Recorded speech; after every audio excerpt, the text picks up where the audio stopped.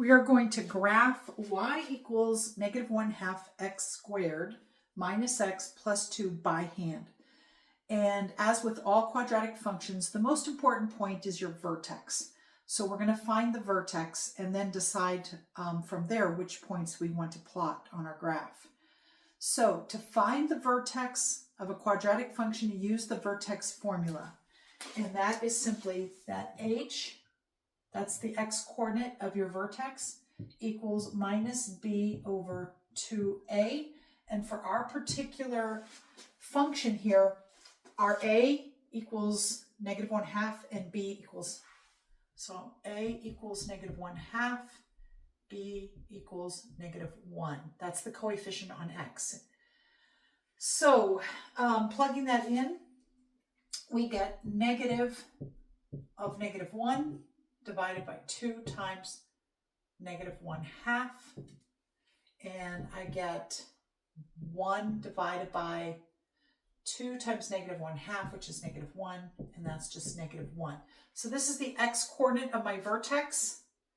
And now I can go ahead and find k.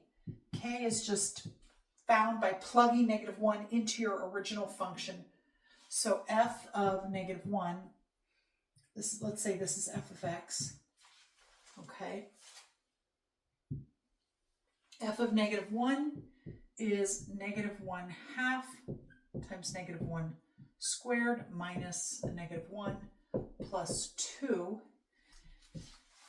So this -1 squared is going to be 1 times 1/2 is 1/2. This double negative gives me 1 plus 2. So it's -1/2 plus 3, because this is a positive 1 here. And that is 2.5, or you can write 5/2 or 2.5, whatever you want to, however you want to write it. Okay, so we found the vertex, and it is at -1, 2.5 right here.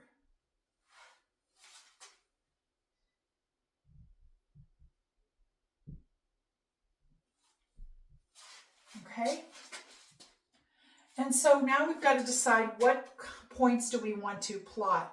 So you're just going to go to the left of your vertex and to the right. So I'm going to plot -2 and 0. Okay, let's see, where's a good way to do my table of values? Okay, so the vertex is -1 and then 5/2, and then we have 0. When we plug in 0, we just get 2. So that's right here. And then when we plug in -2, because of the symmetry of the parabola, we don't even really have to calculate. We just know it's going to be on. So here's the axis of symmetry. Let's go ahead and draw that. Whenever you're graphing by hand, it's always a good idea to draw the axis of symmetry, which in this case is x equals -1. That's our axis of symmetry. So the points on mirror each other around that line. So I plugged in 0 and I got 2. So that means when I plug in -2, I'm also going to get 2.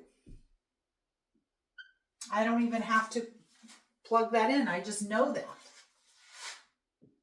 because of the symmetry, because they're mirror images. So this point is a mirror image to this one here. And now I'm going to go ahead and plug in 1. So when I plug in 1, I get -1/2 minus 1 plus 2. So that's going to be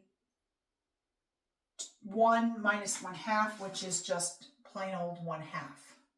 So that's going to be right here.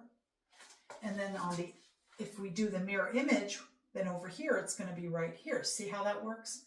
So we have a fatter sort of parabola. And the reason why it's a little bit fatter than the classic parabola is because the leading coefficient is a fraction less than 1. Well, it's actually, if we take the absolute value of that, it's between -1 and 1. So we know that it's going to be fatter. If this is greater than 1 or less than -1, it's going to be skinnier. Okay, so that's how that works.